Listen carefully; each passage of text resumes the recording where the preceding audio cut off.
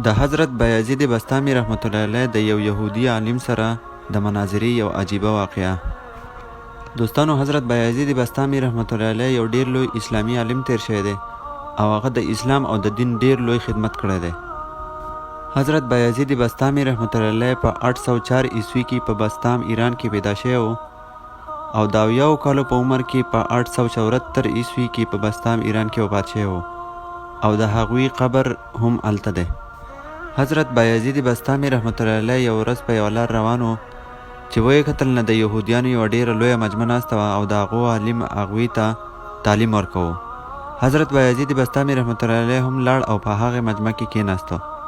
چې څنګه حضرت بایزید بسطامي رحمت الله علیه په هغې مجمع کې کېناستو نو د هغې یهودي عالم ژبه بند شوه. ټولو یهودیانو ډیر شور شرابه جوړه کړه چې زمونږ حضرت خبرې ولې نه کوي. د هغو عالم وویل چې ضرور په من کې یو محمدي راغلی او ناست دی. دغه ټول یهودیان پاڅېدو چې راځئ چې قتل یې کړو. هغې عالم وویل چې نه قتلوئ یې ما خو پایسوئ، زه به د هغه نه یو څو سوالونه کوم، که د هغې سوالونو جوابونه یې راکړه خو پرېږدو، که د هغې سوالونو جوابونه یې رانه کړو نو بیا به یې قتلو. حضرت بایزید بسطامي رحمت الله علیه ودرېده. هغې یهودي عالم ورته وویل چې زه به ستا نه سوالونه کوم، د هغې ټولو سوالونو به صحیح جوابونه راکې، که نه بیا به دې قتلو. حضرت بایزید بسطامي رحمت الله علیه ورته وویل چې بالکل زه به ستا د سوالونو جوابونه در کوم، خو ستا د سوالونو نه بعد به زه ستا نه یو سوال کوم او د هغې جواب به راکې. هغې یهودي عالم ورته وویل چې بالکل به در کوم، او په دې کې د سوالونو جوابونو سلسله شروع شوه. هغې یهودي عالم د حضرت بایزید بسطامي نه تپوس وکړو چې هغه یو وښایه چې د هغې دویم نشته. حضرت بایزید بسطامي رحمت الله علیه ورته وویل چې الله تعالی یو دی، د الله تعالی سره دویم نشته. هغه یهودي عالم تپوس وکړو چې هغه دوه وښایه چې د هغې دریم نشته. حضرت بایزید بسطامي رحمت الله علیه ورته وویل چې شپه ورځ دوه دي، د دې سره دریم نشته. هغه یهودي عالم تپوس وکړو چې درې وښایه چې د هغې څلورم نه. حضرت بایزید بسطامي رحمت الله علیه ورته وویل چې لوح، قلم و کرسي دا درې دي، د دې سره څلورم نشته. هغه یهودي عالم تپوس وکړو چې څلور وښایه چې د هغې پنځم نه.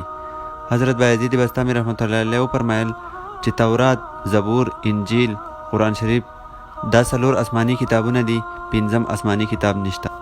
هغه یهودي عالم تپوس وکړو چې پنځه وښایه چې د هغې شپږم نه. حضرت بایزید بسطامي رحمت الله علیه ورته وفرمایل چې الله تعالی په خپلو مسلمانانو باندې پنځه منځونه فرض کړي، شپږ نه دي.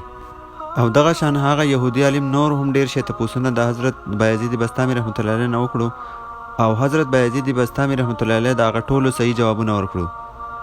او په 14 نمبر هغه یهودي عالم تپوس وکړو چې هغه شی ووایه چې هغه الله تعالی په خپله پیدا کړلی او بیا یې د هغې تپوس هم کړلی چې دا څه دی. حضرت بایزید بسطامي رحمت الله علیه ورته وفرمایل چې د حضرت موسی علیه السلام چې کومه امسا وه هغه د الله تعالی پیداوار دی او بیا هم الله تعالی د هغې تپوس کړلی چې ای موسی ستا په لاس کې څه دي. په 23 نمبر هغه یهودي عالم د حضرت بایزید بسطامي رحمت الله علیه نه تپوس وکړو چې هغه شی وښایه چې هغه بېجانه دی خو بیا هم د بیت الله شریف طواف کړی دی. حضرت بایزید بسطامي رحمت الله علیه ورته وفرمایل چې د حضرت نوح علیه السلام کشتۍ چې وه هغه بېجانه وه خو بیا هم د بیت الله شریف نه 7 چکرې لګولې وې. کله چې د هغه یهودي عالم د سوالونو سلسله ختم شوه نو حضرت بایزید بسطامي رحمت الله علیه ورته وویل چې اوس زما هم یو سوال دی، ته د هغې جواب ماله راکړه. هغه یهودي عالم ورته وویل چې ته سوال وکړه، زه به جواب ضرور در کوم. حضرت بایزید بسطامي رحمت الله علیه ورته وویل چې ته ماته دا ووایه چې د جنت چابي د چا سره ده. په دې سره هغه یهودي عالم بالکل خاموشه شو.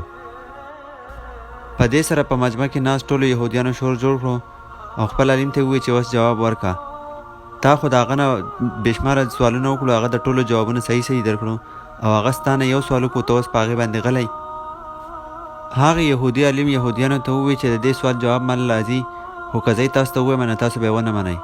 هغه یهودیانو ورته وویل چې ته یې ووایه موږ به یې ضرور منو. هغه یهودي عالم وویل چې د جنت چابي د حضرت محمد صلی الله علیه و آله وسلم سره ده. دوستانو، د دې واقعې د بیانولو مقصد صرف او صرف دا دی چې څوک هم د الله تعالی په دین باندې پوره عمل وکړي نه الله تعالی چرته هم هغه نه بېبرتېږي. تاسو په دې واقعې کې وګورئ چې حضرت بایزید بسطامي رحمت الله علیه یو څومره غټې مجمع ته لاړ او څومره غټ چیلنج و او هغه یهودي عالم د ده نه څومره سوالونه وکړل، خو حضرت بایزید بسطامي چې یو ډېر غټ مسلمان عالم او په دین باندې پوره و نو هغه ورله د ټولو سوالونو جوابونه ورکړل. دوستانو، موږ ټولو مسلمانانو ته دغه شان پکار دی چې په دین کې پوره داخل شو، چې کله هم موږ په دین کې پوره داخل شو نو الله تعالی به زموږ پرده ساتي او الله تعالی به چرته هم موږ نه بېبرتې کوي. امید لرم چې دا واقعه به ستاسو ضرور خوښه شوي وي. که دا واقعه خوښه شوي نو دا واقعه ضرور د خپلو دوستانو سره شیر کړئ. شکریه.